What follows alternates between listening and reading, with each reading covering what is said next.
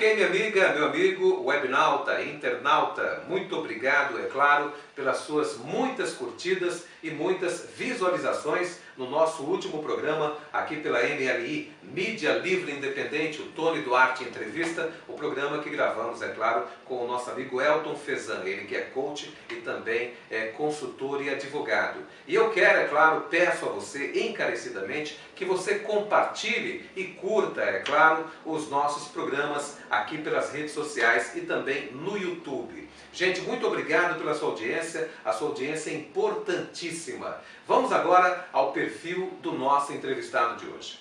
O programa Tony Duarte Entrevista da MLI, Mídia Livre Independente, recebe hoje o polêmico ativista político André Sapanos. Professor de História na rede pública, André é filiado ao PSOL, Partido Socialismo e Liberdade. Ok, já estamos aqui com ele, nosso amigo André Sapanos. É um prazer muito grande ter você aqui conosco, André. Primeiramente, fora Temer, eu desejo que as pessoas que estão visualizando essa entrevista estejam com saúde e possam aproveitar ao máximo a qualidade do debate, do diálogo que nós vamos estabelecer aqui hoje. Aliás, falando fora Temer, no último dia 28, a sexta-feira passada, nós tivemos aí as manifestações, a chamada greve geral. Mas, na opinião de muitos analistas, não houve uma adesão total de todas as categorias a essa greve geral. O que aconteceu? O que deu errado na greve geral, André? Bom, a concepção que deu errado, para mim não deu errado. Deu totalmente certo, mais de 35 milhões de trabalhadores participaram dessa greve geral, segundo os dados que nós levantamos. Então não deu nada de errado, deu muita coisa certa, inclusive as mobilizações tendem a continuar. A gente quer que essas mobilizações continuem, cheguem até Brasília e faça a voz da população ecoar. Então eu acredito que nada deu errado. Agora, algumas pessoas dizem que na verdade quem parou foram os trens aqui em São Paulo. Eu percebi que parou os trens, o metrô parou parcialmente, os ônibus também pararam. E isso é claro que inviabiliza o camarada que quer ir trabalhar. Você acha, por exemplo, há uma pergunta, há uma dúvida aí, alguns dizem que essa manifestação ela foi organizada pelas centrais sindicais, porque nessa reforma trabalhista, que passou aí em primeiro turno agora, vai ainda numa segunda votação e depois vai para o Senado, mas dessa reforma trabalhista, um dos itens retira aquela chamada contribuição sindical. E a contribuição sindical é o que sustenta os sindicatos. Estão dizendo que os sindicatos, as centrais sindicais organizaram esse evento por conta disso, para tirar esse item da reforma trabalhista, para continuar mandando essa grana para sustentar os sindicalistas. O que você pensa disso? Eu penso que quem está falando isso não sabe o que está falando. Primeiro, porque contribuição sindical é uma coisa, imposto sindical é outra. Os maiores sindicatos do país, vou pegar um exemplo claro aqui, a PUF, que é o maior sindicato do Brasil, não recebe imposto sindical. Os filiados, associados... O imposto sindical é aquele determinado pela lei, não é isso? Isso. Que é descontado da folha do trabalhador uma vez por ano, é isso? Exatamente. A PUS, por exemplo, não recebe. É o maior sindicato do país. E o papel do sindicato é organizar os trabalhadores para fazer greve no momento onde os direitos dos trabalhadores estão sendo retirados. Então, se os sindicatos estão fazendo greve para combater essa retirada de direitos, os sindicatos são totalmente corretos. Agora, a análise de que o imposto sindical vai ser retirado e por isso os sindicatos estão fazendo greve, está totalmente errado. Os principais sindicatos e maiores do Brasil não recebem imposto sindical.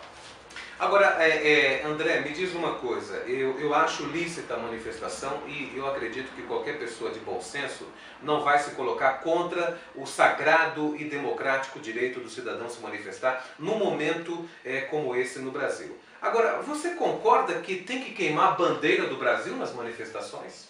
Porque queimaram, voltaram a queimar a bandeira brasileira. Você concorda com isso?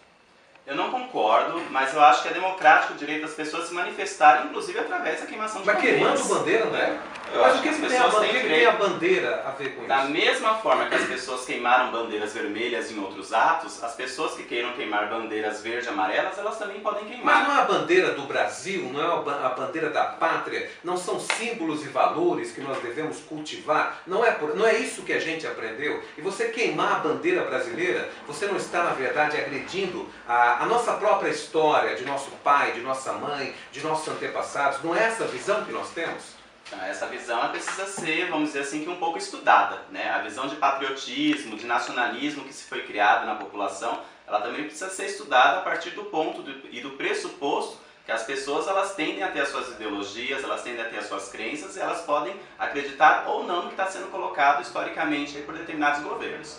Então, quando a pessoa ela queima uma bandeira verde e amarela, ela queima uma bandeira vermelha, por exemplo, ela está expressando uma vontade que ela tem, vamos dizer assim, que um diálogo que não foi estabelecido, inclusive com a bandeira que ela está queimando opostamente. Então é necessário deixar claro para a população que quando a pessoa queima uma bandeira, quebra um banco ou coloca determinadas coisas na rua para fazer uma manifestação, ela está ali colocando o seu ponto de vista, ela está colocando a sua manifestação contrária ao que foi colocado, sem retirar o direito de ninguém. O direito de ir e vir, ele já está sendo colocado, está sendo retirado pelo governo há muito tempo. Quando as pessoas pagam altíssimas passagens, por exemplo, para andar, ela está retirando o direito de ir e vir de muitas pessoas que não têm dinheiro para essa passagem. Então, assim, um dia de manifestação onde é retirado esse dito, direito de ir e vir, a gente está deixando de colocar em debate os outros tantos dias que milhares de pessoas que não têm dinheiro e acesso, vamos dizer assim, aos meios de transporte para ir até o centro da sua cidade também. Então, o debate é muito mais amplo do que se coloca para um dia de greve geral, e muito mais amplo do que se coloca da queimação de pneus, da queimação de bandeiras, tanto sendo elas vermelhas quanto sendo elas verde e amarela.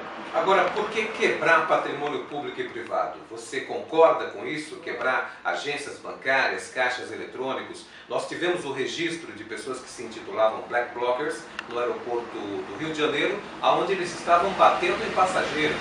Você é a favor disso também? Porque você já foi a favor de queimar a bandeira. Eu não sou a favor da violência, mas eu não vi nenhum patrimônio público ser depredado, eu vi patrimônios privados. Nós vimos isso aí na televisão, patrimônios privados. Mas você é a favor de quebrar os bancos? De quebrar agências bancárias? Eu vou deixar novamente claro a questão democrática das pessoas. Não, mas democracia é quebrar patrimônio? As pessoas que quebram bancos, tanto seja ele de qual segmento for esse banco, o banco representa o capital. O capital financeiro ele está selvagemente acabando com a vida de milhares de pessoas todos os dias. Mas não representa os trabalhadores que trabalham naquela agência bancária também? Nós, seres humanos? Também não representa? Inclusive os trabalhadores daquela agência bancária estavam em greve naquele dia também. Não só daquela, mas de todas as agências bancárias, porque os trabalhadores também estão sendo oprimidos diariamente.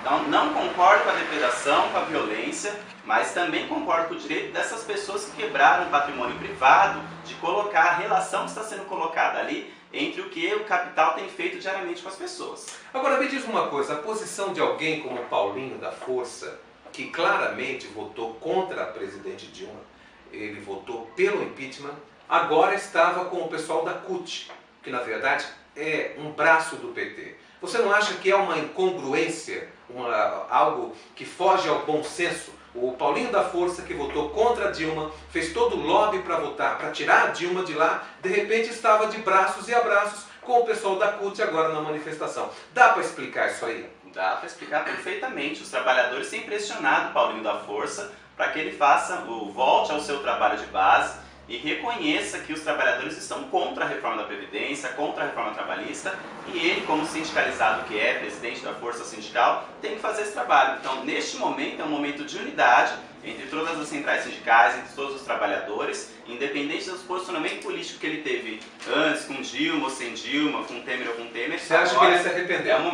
É um momento. Você acha que ele se arrependeu? Eu não acho que ele se arrependeu de ter votado a favor do impeachment, mas eu acho que ele está sendo pressionado pela base dele para que ele faça o que ele tem feito atualmente. Vamos falar um pouquinho de reforma trabalhista. A Câmara, ela votou numa primeira votação, e parece que vai haver uma nova votação da reforma trabalhista. Isso deve seguir para o Senado. Existem uma série de pontos polêmicos, Estariam aí revogando a CLT, que é a consolidação das leis do trabalho da época do Dr. Getúlio. Mas há pessoas que dizem, eu não sei qual é a sua posição, mas há pessoas que dizem que a reforma trabalhista, ela acaba desonerando os itens que estão lá, vai desonerar a folha de pagamento. E desonerando a folha de pagamento, diminuindo as despesas do empresário e do empregador, ele vai poder contratar mais pessoas. O que você pensa sobre isso? Eu gostaria que o governo mostrasse isso em dados. Onde está a relação, vamos dizer assim, da economia ruim que nós vivemos com a desoneração da folha, com a relação de mais pessoas contratadas. Não existe nenhuma relação disso que o governo tem falado, das mentiras que ele tem contado em todas as mídias que ele se expressa. E não existindo essa relação, é lógico que os trabalhadores, a maioria percebendo isso, continuam se posicionando contrários. Muito bem, eu quero mandar um grande abraço aqui, deixa eu registrar, um abraço para o meu amigo cabeleireiro Titus, lá na Avenida Barão de Mauá, 3166. É o homem especialista em Caleb Estevam. Caleb Estevam não sai do Titus, não é, Caleb Estevam? É verdade. O tempo todo lá no Titus, e o Tony Duarte também é o nosso cabeleireiro. Ele está na Avenida Barão de Mauá, 3166. Corte de cabelo masculino é com ele e o feminino é com o nosso amigo Sidney. E eu estou com André Sapanos, essa figura ilustre, que foi candidato a... Você foi candidato a vereador em Mauá? Fui candidato a vereador em 2008, a vice-prefeito em 2012 e a deputado em 2014. Tudo pelo PSOL. Tudo pelo PSOL. Pelo PSOL. E você é candidato na próxima eleição, em 18? Isso a gente vai discutir ainda com as minhas bases, né? Ainda não tem definição. Ainda não tem definição. Mas depois a gente discute. Agora, a gente falou aí sobre a questão da reforma trabalhista, né? Essa reforma trabalhista, nós temos 5 minutos, Caleb, só para poder encerrar esse tema aí. Essa reforma trabalhista, o que se fala é que essas regras já foram implantadas na França, nos Estados Unidos, e os países modernos onde a produção se modernizou, elas já existem. O que você diz sobre isso? Eu acho que o governo usa de artifícios midiáticos, de marketing, para promover uma coisa que não existe, né? Nós estamos falando de um país onde tem quase 14 milhões de desempregados, onde a economia não vai bem, e ele quer comparar isso com um país de primeiro mundo, né? Não tem lógica nenhuma fazer essa comparação. Se existe isso em outros países, a situação econômica de outros países, o entendimento das pessoas que vivem nesses outros países, da relação trabalho-pessoa, é totalmente diferente do que nós temos no Brasil hoje. Acho que para promover uma reforma trabalhista, primeiro, ele deveria dialogar com toda a população, coisa que ele não fez. Nada funciona na imposição. E é justamente por este motivo, pelo motivo impositivo, que a população não está aceitando. Muito bem, vamos partir aqui, e a coisa vai ficar mais quente, mais polêmica agora, Ótimo. Porque o André conhece bem de política nacional, política mundial, ele é professor. Você é professor de História? De História. Então o homem é, na verdade, uma sumidade. Ó concurso, Caleb Estevam. Mas nós queremos falar de Mauá, que é onde você tem uma especialidade muito maior. A Câmara Municipal, recentemente, saiu uma notícia na mídia de que aquele vereador, o Severino, do MSTU, estaria, a mídia diz isso e nós como jornalistas não podemos ser irresponsáveis, ele estaria ou teria trocado, né, votos por unidades habitacionais, ou seja, apartamentos e casas, ou seja, ele ofereceria, a ideia é essa, que ele teria oferecido casas populares, apartamentos populares para angariar votos e assim ser o vereador mais votado. O que você acha dessa conversa toda, André Sapanos? Ele vai responder mais depois do intervalo comercial. Do setor Programa Tony Duarte Entrevista, pela Mídia Livre Independente. Apoio Lume Live, produtos e serviços. Ligue agora para nossos representantes. 11 97803 0110. Visan Design e Festas. Venha nos conhecer. Rua 3 Américas, 359, Santa Lídia, Mauá, São Paulo. Telefone 95852-1136. Só Peças Informática. Assistência técnica especializada. Fale com o Guina, no Shopping Popular de Mauá e mais 2 endereços.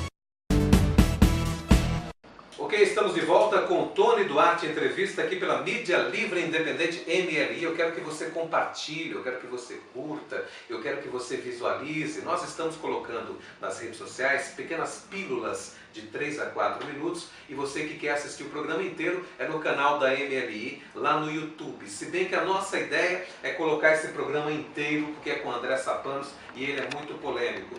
E vai ficar mais polêmico e mais quente agora, porque nós vamos falar de Mauá. Porque o que está acontecendo em Mauá? O Severino do MSTU foi o vereador mais votado, não é isso? Que partido que ele é mesmo? PROS, ele é do PROS, né?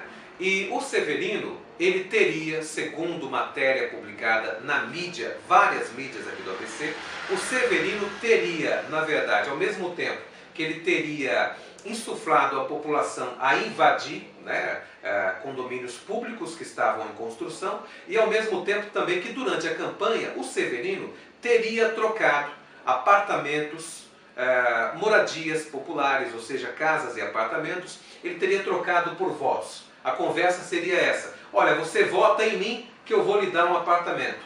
Mas isso tem que ser investigado pela Câmara, se de fato aconteceu isso, porque estamos aqui na base das ilações, são denúncias, nós não sabemos. E mais, o problema é que o Severino tem um irmão que é secretário do governo Átila.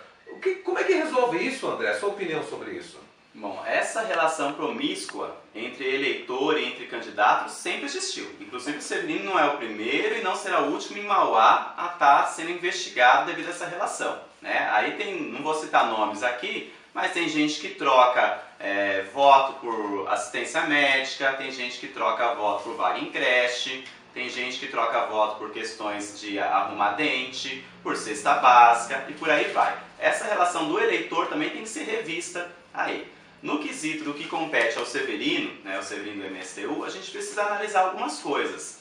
Ele foi candidato a vereador, inicialmente no primeiro turno com o Donizete Braga, do PT. Ele apoiava o Donizete. Apoiava o Donizete. E aí depois pulou para apoiar o Átila. Isso, no segundo turno debandeou, né, foi ajudar o Átila, e aí já ficou uma relação meio estremecida ali, né? Nesse meio termo, ali pelo que a gente entende de política, está havendo aí também que uma vingança, né, de algum setor que se sentiu traído, né, vamos dizer assim, e que agora está colocando essa denúncia aí na mídia, porque todo mundo sabe que isso sempre ocorreu, né? Sendo com ele ou sendo com um dos outros 22 vereadores que existem na Câmara, existem ali situações onde há uma relação de troca de votos com algum benefício particular. Mas a gente precisa deixar claro também que se isso existe, existe porque tem gente que aceita, né? Então se tem eleitor, se tem candidato corrupto, também existe eleitor corrupto. Agora, o André, o presidente da Câmara Municipal é o Ademir Giacomussi, que é o pai do Átila Giacomussi.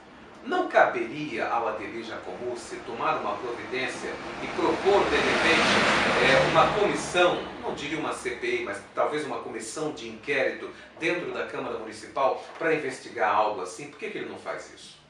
Na verdade, o simples fato do pai do prefeito ser o presidente da Câmara já é um absurdo, porque a função da Câmara é acompanhar e investigar o trabalho do prefeito. Se você tem um pai que vamos dizer assim, que o presidente da Câmara, que deveria estar investigando o prefeito, a gente tem dúvidas, inclusive, se esse procedimento vai ocorrer. Você acha errado, então, na verdade, o Ademir Giacomussi ser o presidente da Câmara? Não é ilegal, mas é imoral. É imoral. É imoral. É antiético. É antiético. É totalmente antiético, é totalmente imoral. E, infelizmente, é legal. Cria uma relação promíscua. Porque ele é o pai do prefeito. Com certeza. Eu tenho as minhas dúvidas se todas as coisas que deveriam ser investigadas, de fato, não são investigadas. Com relação ao caso do Severino, eu não sei porque ele não está fazendo isso ainda, porque já era para o presidente estar fazendo essa investigação. E não só do Severino, mas como de vários outros vereadores eleitos nessa cidade, que tem essa relação de troca de votos com alguns benefícios particulares. Mas eu quero frisar bem que se isso existe, também existe porque tem eleitor corrupto. Porque eleitor que vende o seu voto, eleitor que aceita cesta básica, aceita tratamento dentário, vaga na creche, material esportivo. Sim. Então essa relação ela tem que ser revista, inclusive pelo eleitor também. O que você acha que mudou? O Átila está aí praticamente com 4 meses, né? 100 dias, vamos dizer, 100 dias de governo. Pouco mais, porque janeiro, fevereiro, março, abril, nós temos aí praticamente 120 dias de governo. O que mudou do Átila Giacomussi, da época do Donizete Braga para o Átila Giacomussi esse que fazia parte do governo do Donizete Braga? Exatamente, para mim não mudou nada. Pelo contrário, é uma continuidade de um governo. A gente vê que a maioria dos projetos que estão sendo postos agora por essa gestão são projetos que não estavam inacabados na gestão anterior, então é só uma continuidade. Ele mentiu para a população durante a campanha, falando várias coisas que não conseguiu cumprir nos primeiros meses de mandato. Um exemplo disso é o valor da passagem, que não ia aumentar, não ia aumentar, não ia aumentar, cedeu à pressão das empresas e aumentou. Fora esse, tem várias outras coisas que simplesmente são projetos da gestão anterior que ele está colocando agora. Uma pintura num terminal, uma pintura num chão, não muda estruturalmente a política. Os dois entrariam pelo mesmo formato, que eles estão, vamos dizer assim, um está sendo investigado aí por estar envolvido supostamente na Lava Jato. A outra que apoiou ele no segundo turno, Vanessa Damo, também já apareceu aí como uma das investigadas. Eu não quero fazer juízo de valor aqui, mas tem aquela frase, diga com quem tu andas que direi quem és. Então, um governo desse, onde tem esses apoiadores, no que vai dar? Agora, isso aí, infelizmente, não acontece apenas em Mauá, essas debilidades políticas. Isso aí se espalha pelo Brasil. Eu acredito que mensalão é uma prática que acontece em todo o país, nas câmaras municipais, infelizmente, nas assembleias e se repercute lá no Congresso Nacional. Agora, o PSOL é um partido ainda pequeno, mas é um partido novo e é um partido que, pelo menos, as pessoas ainda depositam alguma esperança, né? Eu não lembro do PSOL ter sido citado em qualquer escândalo desse. Salvo engano, eu acredito que não haja nenhum tipo de citação, ainda bem, pelo menos preservamos alguém, né? Há alguma esperança ainda. Agora, eu fico imaginando, quando você fala dessa relação promíscua do eleitor com o seu candidato, com os líderes políticos, qual que é a proposta do PSOL para você poder mudar isso aí? Como é que a gente modifica essa relação deteriorada do eleitor com o político? Porque muita gente reclama do político que está lá em Brasília, aquele cara que recebeu dinheiro do esquema da Petrobras, da Odebrecht, quando nós sabemos que em nível municipal também tem. Só que acontece que esses caras, André Sapanos, não caem de paraquedas, eles não vêm de Marte, eles são eleitos por nós, pelo eleitor. Como é que tem que mudar a cabeça do eleitor, André? Como é que faz isso?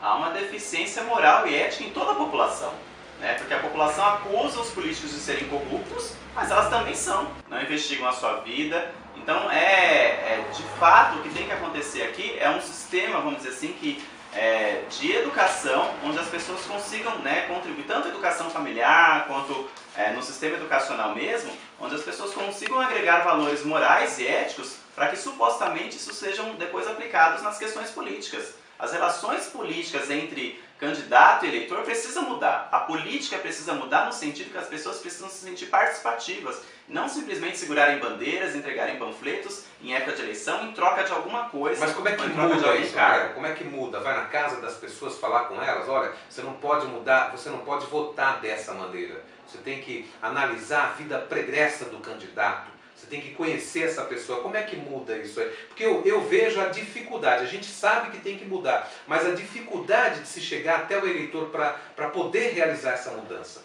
Se muda fazendo as pessoas participando da política. As pessoas só vão conhecer de fato a natureza do que é a política participando da política.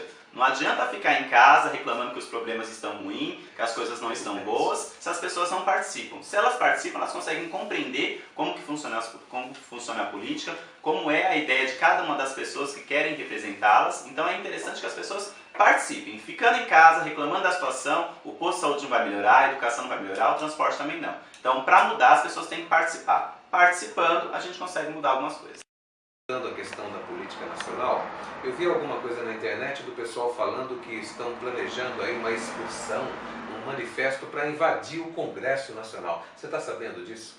Sim, simbolicamente a gente usa o termo invasão, né? Não é que a gente vai chegar lá, vai quebrar tudo como as pessoas pensam que nós vamos fazer. O que nós queremos é pressionar os deputados, os senadores, inclusive o próprio presidente, para que ele repense, né, essa reforma, para que ele repense a reforma previdenciária e a reforma trabalhista e outras reformas que ele já aprovou, né, como a reforma do ensino médio e a terceirização também. E a reforma da Previdência? Agora as pessoas vão trabalhar indefinidamente e não conseguem mais se aposentar. É um absurdo que esse governo tem feito com toda a população, sem promover debate algum, colocando coisas na imprensa que são inverdades.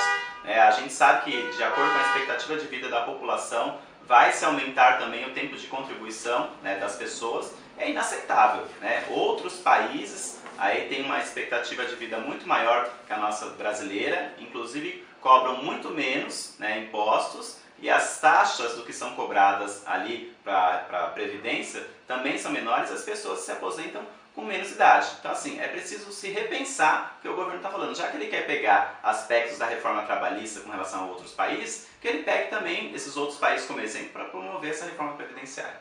Por que é tão difícil trazer para o debate algo assim, como esse pagamento absurdo dessa dívida pública? Antigamente se falava muito de dívida externa, depois encontraram outro termo, que havia também uma dívida interna. E aí a economia entendeu que dívida interna e dívida externa juntas formam a dívida pública. O Brasil tem uma dívida pública que chega a 60% do PIB.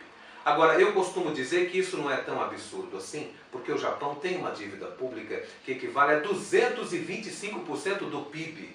que é, se a nossa é impagável, a do Japão é muito mais impagável. E veja a qualidade de vida do cidadão japonês e a qualidade de vida do cidadão brasileiro. Porém, lá no Japão, eles não pagam os juros dessa dívida com o sacrifício do povo. Porque aqui criaram aquela DRU, que é a desvinculação da Receita da União, para poder pagar juros. Por que os partidos não aproveitam e fomentam essa ideia e colocam logo a culpa no pagamento dos juros da dívida? Chegou a 600 bilhões.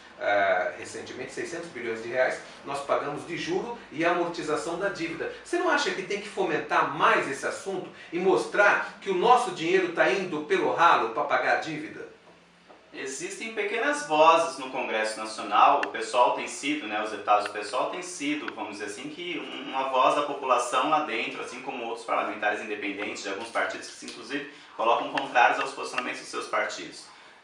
Nesse quesito, é importante lembrar que não se questiona as dívidas que o país tem, porque a maioria dessas dívidas são dívidas relativas às isenções que são dadas às grandes empresas, que inclusive estão na Lava Jato. Então ninguém quer questionar, porque sabe, se começar a pegar no começo desse novelo aí, a linha vai ser muito maior do que se pensa. Então não se questiona as dívidas existentes no país, justamente porque sabe que as dívidas são oriundas de isenções fiscais e de benesses que foram dadas para grandes empresas que estão envolvidas na Lava Jato. E aí começa a se investigar a Lava Jato, começa a aparecer os deputados, os senadores e todo o meio político que está envolvido também. Então muita coisa às vezes eles deixam no silêncio para que não se promova todo, vamos dizer assim, que esse lamaçal que já tenha acontecido no país. Muito bem, esse é o Tony Duarte Entrevista aqui pela Mídia Livre Independente, MLI. Nós estamos aqui no estúdio da MLI. Aqui é o Parque das Américas, hein, gente? E essa pista é interessante aqui, né, André? É muito aconchegante, nós temos ali uma pista e as pessoas caminham à noite. É muito legal. Essa é a Rua Três Américas e nós estamos aqui bem pertinho do cemitério da Santa Lídia. Tem um mercado aqui também, fazendo a propaganda, viu, Lorenzini? É do lado aqui do Lorenzini, depois a gente manda a fatura. Né, o Caleb Estevam? Tem que dar um toque de vez em quando, né? Certeza. Então esse é o nosso estúdio aqui e hoje estamos recebendo ele, André Sapanos, professor de História, candidato aí mais de uma vez pelo PSOL, militante, ativista político. E como ativista político, como vê a reforma política, que propõe inclusive o voto através de lista fechada e outras mudanças? Como é que você vê? Explica para o povão o que é esse negócio de lista fechada e por que é perigoso.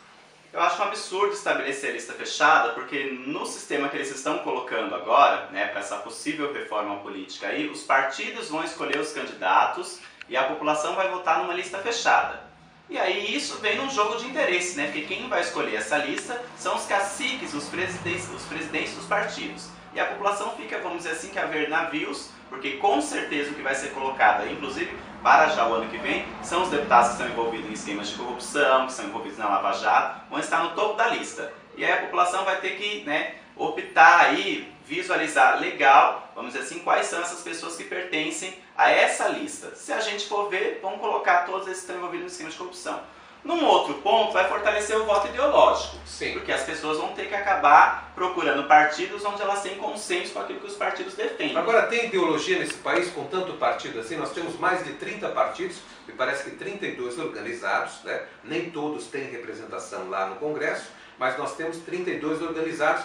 Informação mais 20, André. Há alguma ideologia que cubra 50 partidos? Sim, ideologia há. O que também há é o problema de que existem pessoas que não compactuam de fazer, vamos dizer assim, que essa agregação entre os partidos que defendem a mesma coisa. Existem partidos lá, por exemplo, a gente for ver a base de Temer, todos defendem a mesma coisa ali e não estão juntos porque existem benesses particulares, vamos dizer assim, que são para esses presidentes partidários, para os caciques dos partidos, como a gente diz aí. Então, cada um quer estabelecer o seu individualismo, a sua benesse particular aí, a sua troca de coisas ali, e servem como partidos de gaveta também, que só aparecem em época de eleição, só estão aí para gastar o fundo partidário. Balcão de negócios. Balcão de negócios, para fortalecer depois o tempo de televisão de outros partidos aí também. Então a gente precisa estabelecer também, inclusive, essa relação que há do eleitor com esses partidos que são partidos de gaveta, que só aparecem em época de eleição aí também. André, para poder finalizar, nós temos apenas 2 minutos, né, Caleb Estevam? Como é que a gente acha você na internet? Você tem Facebook, tem WhatsApp, você tem um site? Fala com o nosso telenauta como é que a pessoa fica conhecendo melhor ainda o André Sapanos e entra em contato contigo. A todos que estão visualizando essa entrevista, se elas quiserem ter mais acesso às minhas ideias, às propostas que a gente defende para a cidade, para o estado, para o país, né, elas conseguem me encontrar facilmente, tanto no Instagram, quanto no YouTube, no Facebook, né, como André Sapanos. Em todas as redes eu estou com o mesmo nome.